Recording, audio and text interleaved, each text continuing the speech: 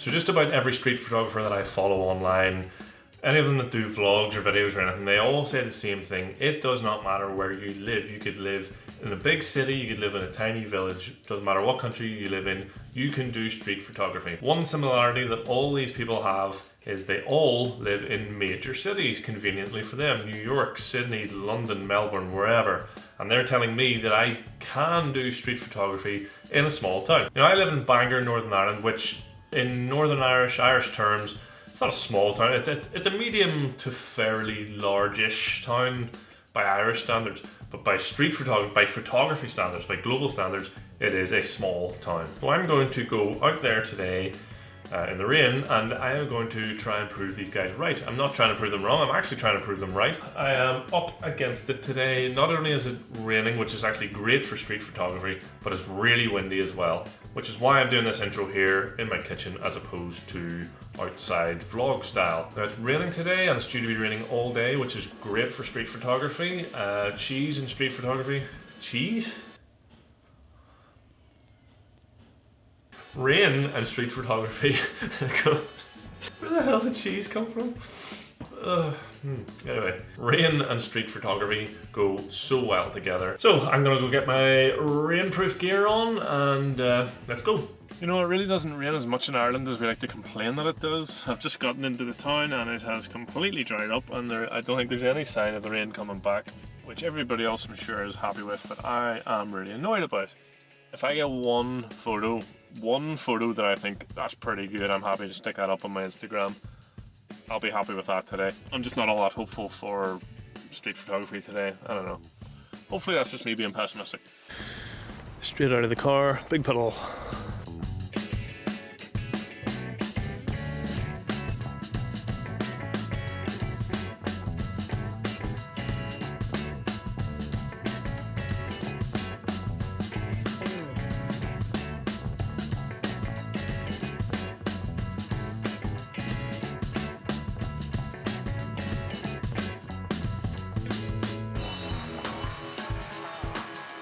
Really clutching at straws here. Anyway, I'm gonna try and line these lines up with somebody crossing. The only thing is I'm not gonna be able to see them coming around that corner, so I'm gonna have to have lightning quick reflexes. I have wanted to get a shot from that traffic island down the road, looking down at the McKee clock for years. I've just never done it, and I think it was maybe my shot of the day.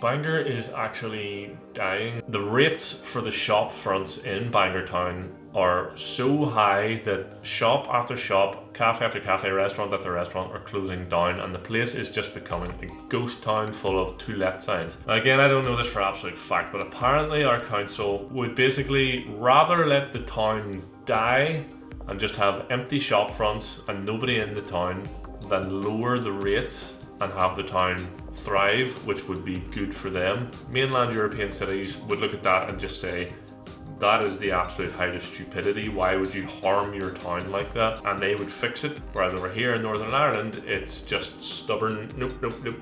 And basically we suffer for it. Welcome to Northern Ireland. That's how we do things here. Saturday afternoon and the place is a ghost town. This is not going well at all. This is depressing a little bit. Not the photos, just the town being so dead.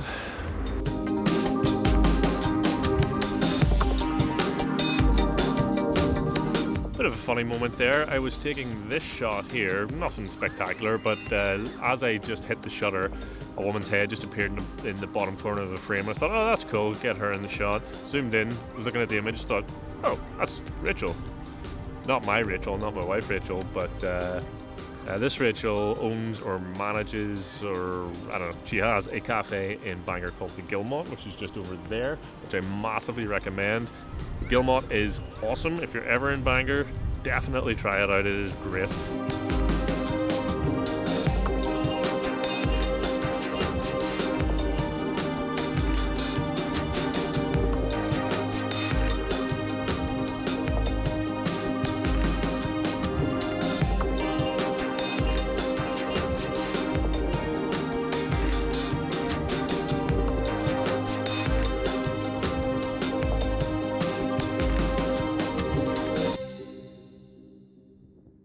People from Bangor, I am aware, I didn't exactly make the town look all that nice there. It is normally lovely, it's a lovely town, I like living here, Bangor's cool.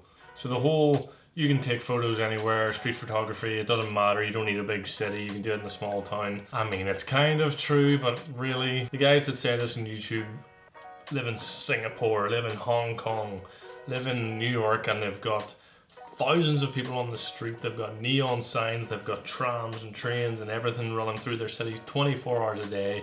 Bangor, not so much. That was a Saturday afternoon. So, can you do street photography even in a small town? Let's find out. Let's look at the photos. Okay, pretty standard. It's fine. I do like this photo. The only thing, I really wish the bird, I'll zoom in here, I really wish that bird was just a bit closer so you can actually properly see it. But yeah, I actually really quite like that photo. This is one of those ones I, for some reason, kind of like. I like grey, grey, grey, and then yellow wall and his bright orange jacket, but it's kind of out of focus. I mean, it's probably one of those photos that is a crap photo, but I like it. So I'm only ever manual focusing, and I just missed the focus here. It's focused kind of on the bench as opposed to either her or the sign or the guy in the background. Would have been better if it was focused better, but it's fine, it's alright. Nah. There's something about police cars. I love taking photos of them. I just love the vibrant colours on them. This one I thought was pretty cool because you got the lights way off in the background and then it's just all grey and then it's just boom, big colour explosion. I edited it, put a radial filter over the cop car and just really boosted the saturation and brightness. I think it came up quite well. It's fine, it's okay, nothing special. Really disappointed with the dog in the window. I saw it and just thought, oh, this is gonna be a class photo. I overexposed it and it just, my edit, it's not great, nah. This one's just fine, it's alright. Quite like the composition of this one, just squashing them down to the bottom right and having the lights going up to the top left. Yeah, it's kind of cool, it's alright. Standard enough kind of traffic lights reflecting off the road, it's fine, quite like it, yeah. I kind of just like the action, you know, he's got the thing tucked under his arm, he's pulling his hood down. I don't know, I just kind of like that photo. Yeah, fine. I think maybe I kind of wish that the guy was just one step further or one step back. I don't know how I feel about him actually covering the clock. But yeah, it's pretty cool. I really quite like it actually.